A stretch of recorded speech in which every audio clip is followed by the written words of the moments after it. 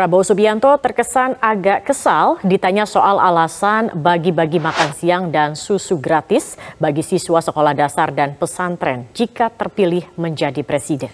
Prabowo menjawab pertanyaan salah satu kiai kampung di Malang dengan jawaban tidak masalah jika idenya ditolak. Oke, terima kasih Pak Prabowo. Saya ingin menanggapi slide yang dari Bapak tadi tentang istilah makan siang di Pompes dan di sekolah.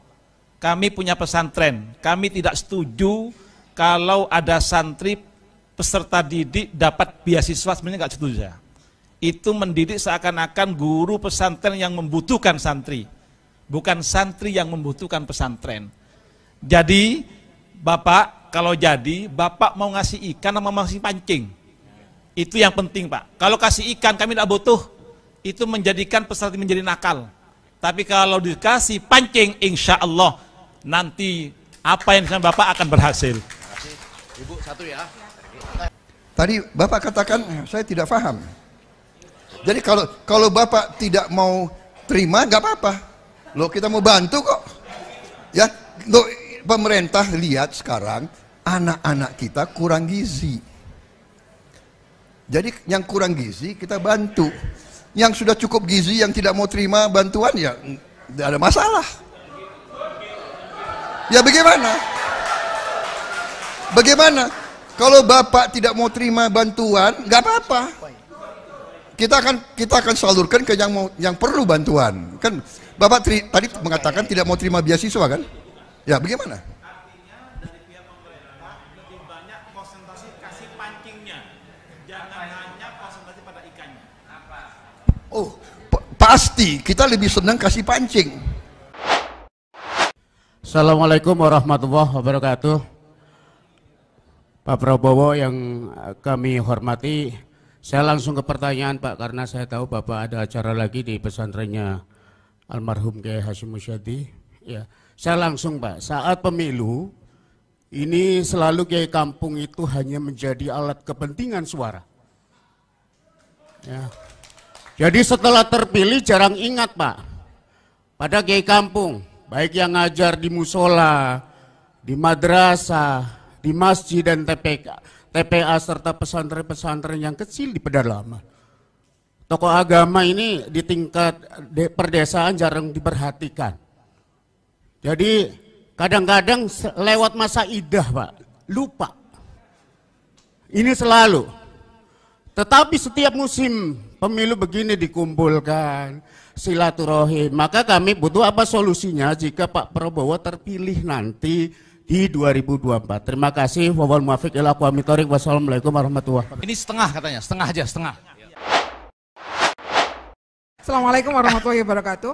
Terima kasih. Saya ingin titip beberapa hal Pak di saat nanti Bapak insya Allah akan terpilih menjadi presiden. Satu, dipermudah regulasi masalah perizinan ekspor. Kenapa? Kalau tadi Bapak paparkan masalah itu tentang nikel dan segala macam, di sini tidak ada Pak. Di sini adanya pohong. Itu bisa diekspor, tapi kita tidak tahu bagaimana regulasi dan perizinannya. Itu aja Pak. Terima kasih. Ya, langsung jawab. Saya jawab yang terakhir dulu ya. Maksud Ibu apa?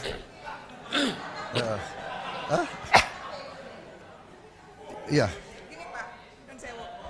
Kalau tadi Bapak paparkan sejauh mana tuh tentang nikel, biji besi dan segala macam Mbak ya. Kalau di Malang, non sewu, hal itu tidak ada. Yang ada di sini adanya ketela pohon dan lain sebagainya. Itu pun juga bisa menjadi yang diekspor. Tapi kita tidak tahu bagaimana caranya.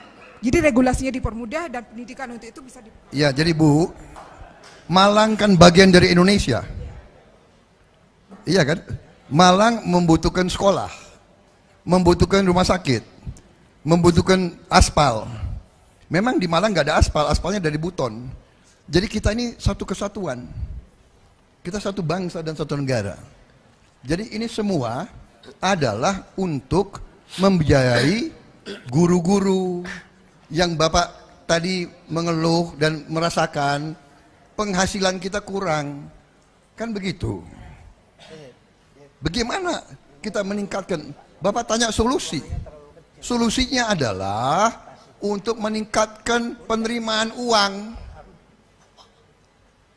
Baru kita bisa perbaiki kondisi hidup guru, dokter, perawat, semuanya kita perbaiki. Kalau nggak ada penerimaan bagaimana? Kalau kekayaan kita mengalir terus ke luar negeri bagaimana? Ya Bu ya. Jadi saya mengerti. Ketela, singkong sangat strategis. Mungkin singkong kita butuh untuk Indonesia juga. Ya kan? Karena kita sekarang import gandum. Padahal gandum tidak bisa kita tanam di Indonesia. Ya, jadi saya kira itu jawabannya ya. Jadi kita tidak bicara Malang saja. Nggak bisa. Ya, jadi kira-kira bisa Bapak bisa mengerti nggak? Bagaimana ada seorang calon pemimpin atau pemerintah yang hanya janji-janji saja? Ya kan, saya akan perbaiki semua gaji guru-guru di semua. Bagaimana? Uangnya dari mana? Makanya saya jelaskan, uangnya dari sini. Kekayaan harus kita kelola. Harta kita harus kita kelola dengan baik. Kita akan jadi negara sangat makmur. Oke, terima kasih. Saya minta izin karena saya ditunggu di tempat lain. Saya masih ada 3 acara di Malang ini. 3 acara. Terima kasih. Viral, jawaban Prabowo dinilai tidak nyambung oleh netizen. Ini yang dibahas. Calon Presiden atau Capres Prabowo Subianto dinilai tidak nyambung saat menjawab pertanyaan-pertanyaan dari masyarakat.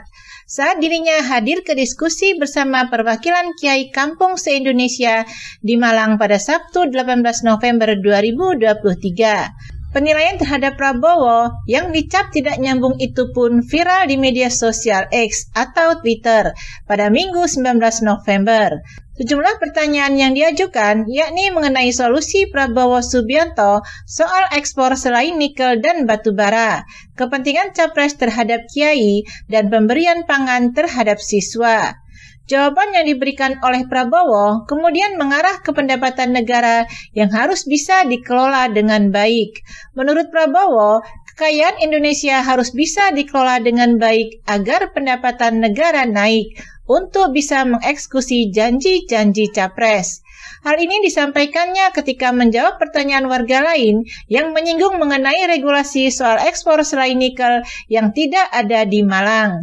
Kalau tadi Bapak paparkan jawabannya seperti nikel, biji besi, tapi di Malang, mohon maaf Pak, itu tidak ada. Yang ada ketela pohon, singkong, ucap seorang penanya. Prabowo kemudian menjelaskan bahwa produksi dan ekspor aspal memang berasal dari Pulau Buton. Namun penghasilannya bisa dialirkan ke guru di sekolah, rumah sakit, dan lainnya. Ia juga mengaku bahwa pengelolaan singkong dan ketela mungkin penting untuk Indonesia dan bisa menggantikan impor gandum yang selama ini dilakukan. Jawaban Prabowo ini kemudian dinilai tidak menyambung karena kurang penjelasan dan tak mengarah ke pertanyaan yang diajukan. Padahal sang penanya juga menginginkan solusi dari Prabowo soal bagaimana regulasi ekspor singkong dan ketela pohon bisa dilakukan. Sayangnya jawaban tersebut tidak diberikan oleh sang Menteri Pertahanan. Netizen pun melihat bahwa Prabowo blunder dan kerap memberikan jawaban berbeda dari apa yang ditanyakan kepadanya.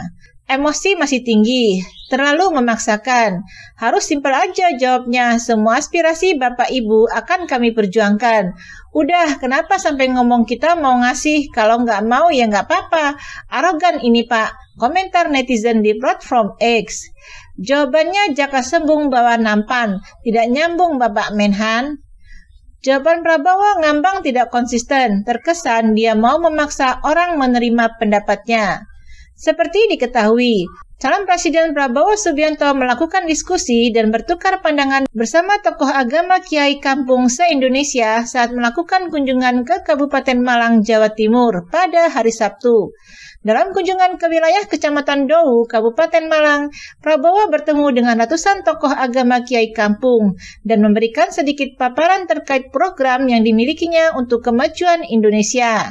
Saya bertemu dengan ratusan Kiai Kampung. Kita bertukar pandangan dan saya memberi sedikit paparan tentang program saya. Alhamdulillah, tadi cukup berhasil dan ada pengertian, kata Prabowo. Dalam pertemuan tersebut, Prabowo menjelaskan bahwa politik yang baik adalah keinginan untuk memperbaiki kehidupan masyarakat.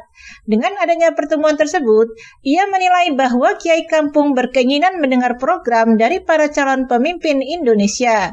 Menurutnya, keberadaan Kiai Kampung yang ada di tengah masyarakat mengetahui betul kondisi sebagian warga Indonesia yang berada dalam kemiskinan. Dalam kesempatan itu, Prabowo juga melihat petikan film yang menggambarkan kemiskinan masyarakat. Film itu tadi bukan sesuatu yang aneh bagi saya, dan saya berjuang di bidang politik sejak 2004 untuk mereka, katanya. Ia menambahkan, pengalaman dari Himpunan Kerukunan Tani Indonesia atau HKTI, Asosiasi Pedagang Pasar Seluruh Indonesia, dan Ketua Pembina Induk Koperasi Unit Desa memberikan gambaran penuh tentang kondisi sebagian masyarakat Indonesia yang ada dalam kemiskinan. Untuk itu, tidak boleh ada rakyat kita yang hidup seperti tadi di film itu. Tujuan kemerdekaan adalah rakyat tidak hidup dalam kemiskinan seperti itu, katanya.